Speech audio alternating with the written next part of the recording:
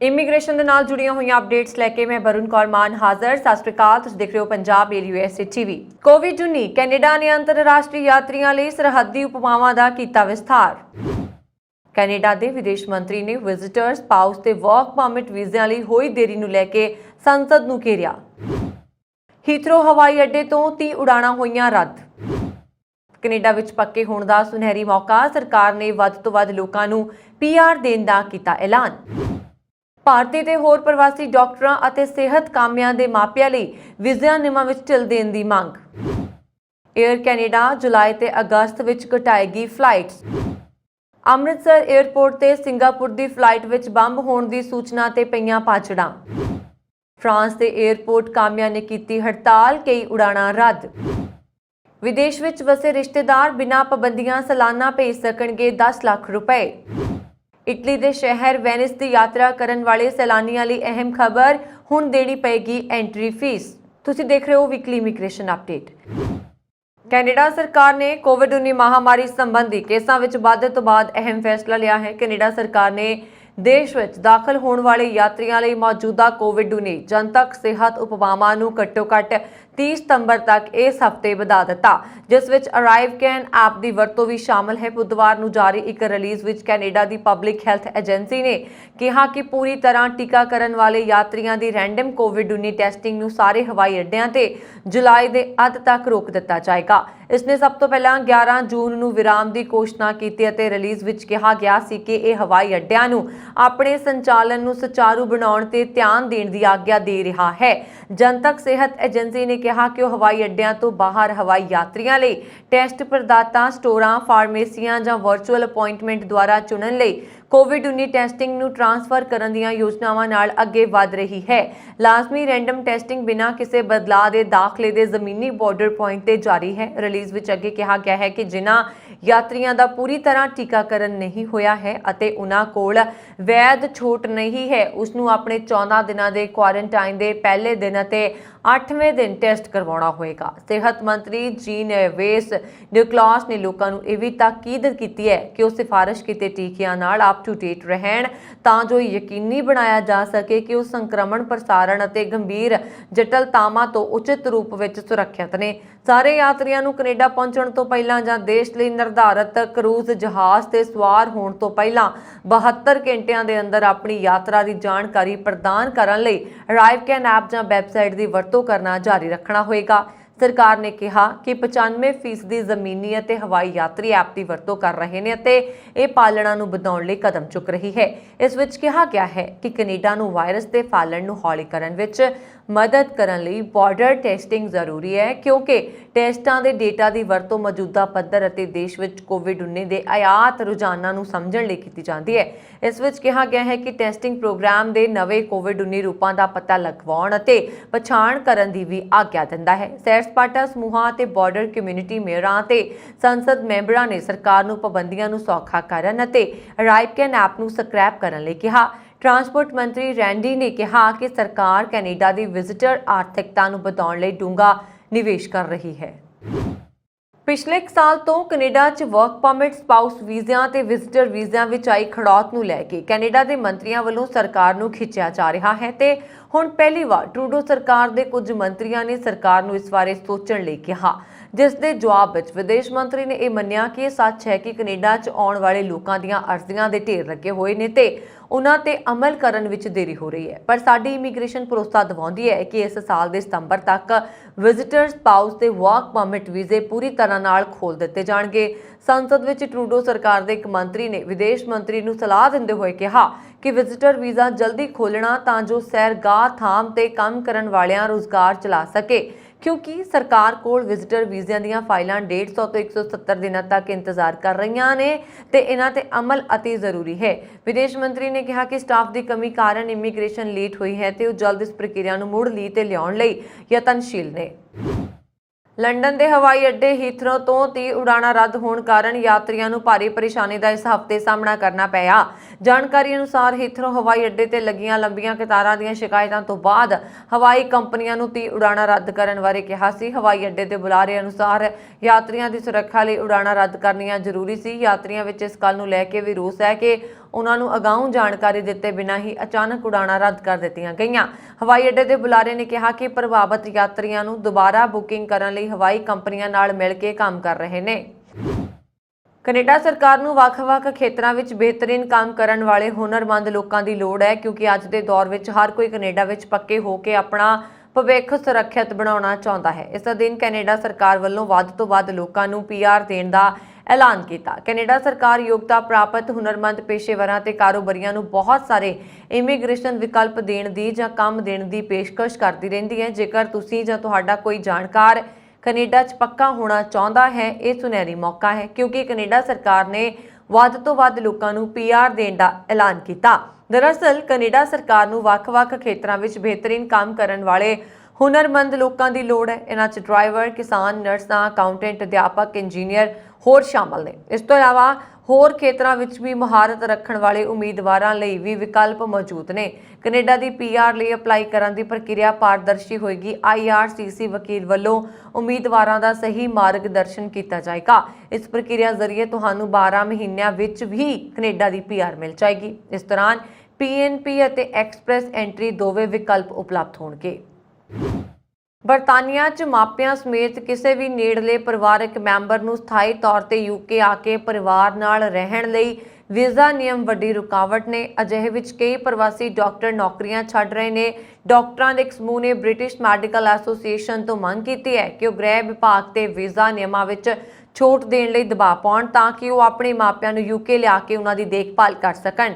Brighten ਵਿੱਚ British medical association ਦੀ ਸਾਲਾਨਾ conference ਵਿੱਚ ਇਸ ਮਾਮਲੇ ਨੂੰ ਗੰਭੀਰਤਾ ਨਾਲ ਉਠਾਇਆ ਗਿਆ ਕਿ 2012 ਵਿੱਚ ADR ਨਿਯਮਾਂ ਨੂੰ ਉਸ ਸਮੇਂ ਦੀ ਗੱਠਜੋੜ ਸਰਕਾਰ ਨੇ ਬਦਲ ਦਿੱਤਾ ਸੀ, ਜਿਸ ਨਾਲ ਇਹ ਮੁਸ਼ਕਿਲ ਪੈਦਾ ਹੋਈ। ਇਸ ਬਦਲਾਵ ਨੇ NHS ਦੇ ਕਈ ਡਾਕਟਰਾਂ ਨੂੰ ਨੌਕਰੀ ਛੱਡਣ ਲਈ ਮਜਬੂਰ ਕੀਤਾ।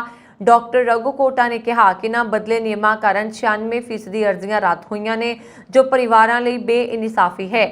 ਇਹ ਮੰਗ ਉਸ ਸਮੇਂ ਮੁੜ ਉੱਠੀ ਹੈ ਜਦੋਂ ਕਾਰਨਵਾਲ ਐਂਬੂਲੈਂਸ ਸੇਵਾ ਦੀ ਸੰਚਾਲਨ ਕਮਾਂਡਰ ਐਨਾ ਜੈਕਸਨ ਅਤੇ ਲੰਡਨ ਸਕੂਲ ਆਫ ਇਕਨੋਮਿਕਸ ਵਿੱਚ ਐਸੋਸੀਏਟ ਪ੍ਰੋਫੈਸਰ ਰੋਹਿਤ ਰਾਹੀ ਚਾਹੁੰਦੇ ਸਨ ਕਿ ਉਹ ਆਪਣੀ 80 ਸਾਲਾ ਮਾਂ ਨੀਲਮ ਰਾਹੀ ਨਾਲ ਬਾਕੀ ਸਮਾਂ ਲੰਡਨ ਵਿੱਚ ਬਿਤਾਉਣ, ਕਿਉਂਕਿ ਉਹ ਕੈਂਸਰ ਬਿਮਾਰੀ ਨਾਲ ਜੂਝ ਰਹੇ ਸਨ।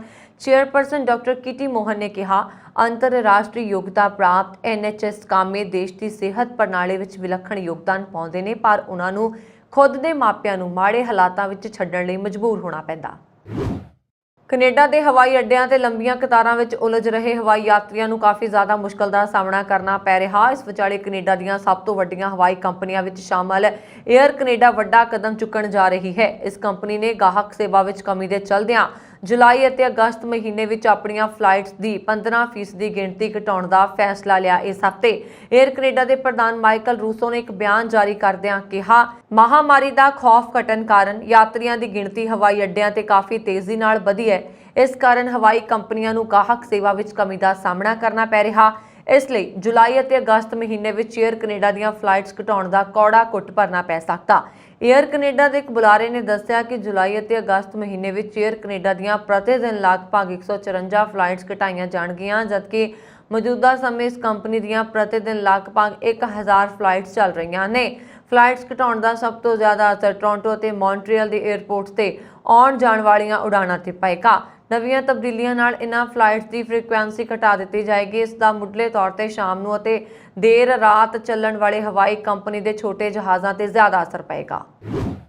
ਇਸ ਹਫ਼ਤੇ ਪੰਜਾਬ ਦੇ ਅੰਮ੍ਰਿਤਸਰ ਜ਼ਿਲ੍ਹੇ ਦੇ ਸ੍ਰੀ ਗੁਰੂ ਰਾਮਦਾਸ ਜੀ ਅੰਤਰਰਾਸ਼ਟਰੀ ਹਵਾਈ ਅੱਡੇ ਤੇ ਉਸ ਸਮੇਂ ਹਲਚਲ ਮਚ ਗਈ ਜਦੋਂ ਡਾਇਰੈਕਟਰ ਨੂੰ ਸਿੰਗਾਪੁਰ ਤੋਂ ਆਉਣ ਵਾਲੀ ਫਲਾਈਟ ਵਿੱਚ ਬੰਬ ਹੋਣ ਦੀ ਸੂਚਨਾ ਮਿਲੀ ਸੀ। ਡਾਇਰੈਕਟਰ ਨੇ ਤੁਰੰਤ ਸੁਰੱਖਿਆ ਨੂੰ ਅਲਰਟ ਕਰ ਦਿੱਤਾ ਸੀ ਅਤੇ ਪੁਲਿਸ ਨੂੰ ਵੀ ਸੂਚਿਤ ਕਰ ਦਿੱਤਾ ਸੀ। ਇਸ ਤੋਂ ਬਾਅਦ ਸ਼ਾਮ 6:40 ਤੇ ਅੰਮ੍ਰਿਤਸਰ ਹਵਾਈ ਅੱਡੇ ਤੇ ਉਤਰਨ ਵਾਲੀ ਸਕੂਟ ਫਲਾਈਟ ਨੰਬਰ TR509 ਨੂੰ ਉਤਰਦੇ ਹੀ ਘੇਰ ਲਿਆ ਗਿਆ ਸੀ।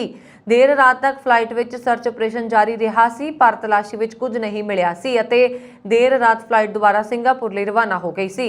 ਇਸ ਤੋਂ ਬਾਅਦ ਅੰਦਾਜ਼ਾ ਲਗਾਇਆ ਗਿਆ ਸੀ ਕਿ ਕਿਸੇ ਨੇ ਫਰਜ਼ੀ ਕਾਲ ਕਰਕੇ ਇਹ ਅਫਵਾਹ ਫੈਲਾਈ ਹੈ। इस हफ्ते की एक खबर है। पुलिस हुण कॉल करन वाले की भाल कर रही है। एयरपोर्ट अधिकारियों तो मिली जानकारी मुताबक वीरवार शाम को डायरैक्टर वीके सेठ नूं दफ्तर के नंबर ते कॉल आई।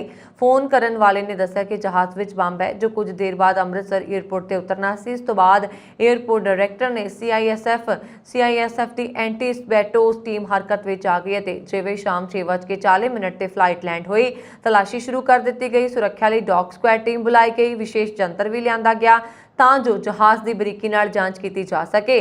सीआईएसएफ टीम की फ्लाइट रनवे के एक पासे खड़ी सी। इस तो बाद यात्रियों को सुरक्षित उतारिया गया। यात्रियों ते उन्हां दे समान की चैकिंग शुरू कर दी गई सी और बाद विच बंब नहीं मिलिया सी। ਪੈਰਿਸ ਦੇ ਚਾਰਲਸ ਡੀ ਗੌਲ ਹਵਾਈ ਅੱਡੇ ਅਤੇ ਫਰਾਂਸ ਦੇ ਹੋਰ ਹਵਾਈ ਅੱਡਿਆਂ ਤੇ ਮੁਲਾਜ਼ਮਾਂ ਨੇ ਵੱਧਦੀ ਮਹਿੰਗਾਈ ਦੇ ਮੱਦੇਨਜ਼ਰ ਇਸ ਹਫ਼ਤੇ ਤਨਖਾਹਾਂ ਵਿੱਚ ਵਾਧੇ ਦੀ ਮੰਗ ਨੂੰ ਲੈ ਕੇ ਸ਼ੁੱਕਰਵਾਰ ਨੂੰ ਹੜਤਾਲ ਕੀਤੀ, जिस कारण कई उड़ाणां प्रभावित हुई। कोरोना वायरस महामारी कारण लगभग 2 सालों तो लाइया पाबंदियां तो बाद यात्रियों की गिणती बढ़न कारण हवाई अड्डियां ते उड़ाणां दे संचालन 'च ताज़ा विघन सी। देश की नागरिक हवाबाजी अथॉरिटी ने कहा कि पैरिस के चार्लस डी गॉल ते ओरली हवाई अड्डियां ते शुक्रवार सवेरे 7 बजे तो दोपहर 2 बजे के विचकार 17% उड़ाणां रद्द कर दित्तियां गईयां। ये मुख तौर पर छोटी दूरी दीआं उड़ाणां सी। दोवां हवाई अड्डियां ते प्रदर्शनां की योजना बनाई गई सी। पैरिस एयरपोर्ट अथॉरिटी ने टर्मिनल पहुंच चैक-इन और सुरक्षा केंद्रों में संभावित देरी की चेतावनी दी सी। ट्रेड यूनियन ने कहा कि हड़ताल ऐतवार तक रही है। फ्रांसीसी मीडिया रिपोर्टों मुताबक पैरिस हवाई अड्डे के कर्मचारी तनख्वाह में 6% वाधे की मांग कर रहे हैं, जबकि कि प्रबंधन ने 3% वाधे की तजवीज़ रखी है। चार्लस डी गॉल विखे हवाई अड्डे के फायर फाइटर्स भी तनख्वाह वाधे की मांग को लैके हड़ताल पर सन। जेकर तुहाडा कोई रिश्तेदार विदेश विच रहिंदा है तो बिना किसी रुकावट के तुहानू साल विच 10 लाख रुपए तक भेज सकता है। इस दे लई तुहानू किसी सरकारी विभाग या प्रशासनिक इकाई नू सूचना देने की लोड़ नहीं होएगी। पहला अंशदान की हद 1 लाख रुपए सी। सरकार ने इस दे लई मौजूदा विदेशी अंशदान एक्ट 2011 के नियमों में 7 बदलाव किए। बदले हुए नियम 1 जुलाई तो लागू हो गए ने। नवे नियमों के नाल केंद्रीय गृह मंत्रालय वालों एक गजट नोटिफिकेशन जरिए शुक्रवार की रात विदेशी अंशदान सोध नियम 2022 नूं नोटिफाई किया गया। नोटिफिकेशन च गृह मंत्रालय ने यह भी कहा कि जेकर विदेशी अंशदान की रकम 10 लाख रुपए तो ज्यादा होएगी तो प्राप्तकर्ता 90 दिनों अंदर उसकी सूचना सरकार नूं दे सकता है। पहला 30 दिनों च सूचना देने की तजवीज़ सी। इस दे लई नियम 6 विच बदलाव किया गया। विदेशी चंदा प्राप्त करने वाले सारे गैर सरकारी संगठनों नूं FCRA तहत रजिस्ट्रेशन करना लाजमी होएगा। इस तरह विदेशी अंशदान नाल संबंधित बैंक खाते नाल जुड़े नियम 9 च भी बदलाव किया गया है। जेकर विदेश तो मिलने वाले पैसे ते उसकी वरतों नाल जुड़े बैंक खाते च किसी तरह का बदलाव किया जाता है तो संबंधित व्यक्तियों, संगठनों या NGO नूं केंद्रीय गृह मंत्रालय नूं इसकी सूचना 45 दिनों अंदर देनी होएगी। पहला यह समा 30 दिन दा सी। तुसीं देख रहे हो वीकली इमीग्रेशन अपडेट। और जे तुसीं घूमण जाना चाहते हो खास तौर पर इटली, तो एक खबर तुहाडे लई खास हो सकती है। इटली के वेनिस शहर ने अगले साल जनवरी तो इत्थे आउण वाले सैलानियों लई एंट्री फीस लाजमी कर दी है। तो इस दे नाल ही यह अजिही एंट्री फीस वसूलण वाला दुनिया का पहला शहर बनन जा रहा। इटली के टूरिज्म क्राउन विच स्थित वेनिस की यात्रा करने वाले सैलानियों को 16 जनवरी 2023 तो एंट्री फीस अदा करनी पेगी। वेनिस के सैर सपाटा अधिकारी सिमोन ने शुक्रवार को प्रेस कॉन्फ्रेंस में यह जानकारी दी। उन्होंने इसनूं महान क्रांति और हाइपर टूरिज्म समस्या का हल करार दिता। शहर वासियों को लंबे समय तो इस समस्या का सामना करना पै रहा है। CNN की एक रिपोर्ट के अनुसार एंट्री फीस की कीमत 3 तो 10 यूरो के विचकार होएगी। यह सैलानियों की गिणती के हिसाब नाल वख-वख होएगी। सैलानी जिन्नियां ज़्यादा बेनतियां करनगे फीस की कीमत उन्नी वध जाएगी। द इंडिपेंडेंट मुताबक जो सैलानी एंट्री फीस का भुगतान नहीं करनगे उन्होंने 300 यूरो का जुर्माना देना होएगा। CNN की एक रिपोर्ट के अनुसार 6 साल तो घट उम्र के बच्चों और निवासियों को इस विच छूट दी जाएगी। उन्होंने कहा कि दिव्यांग व्यक्तियों, मकान मालकां, सेहत कारणों करके रिश्तेदारों को मिलन और किसी भी खेड और सभ्याचारक प्रोग्राम में हिस्सा लैण लई शहर आउण वाले लोगों को छूट दी जाएगी। ये सन हुण तक दियां इमीग्रेशन अपडेट। अगले हफ्ते फिर तो हाजिर होवांगे बहुत सारी इमीग्रेशन के नाल जुड़ियां हुई खबरां लैके। मैनूं वरुण कौर मान नूं दिओ आग्या। देखते रहो पंजाब मेल USA TV। सत श्री अकाल।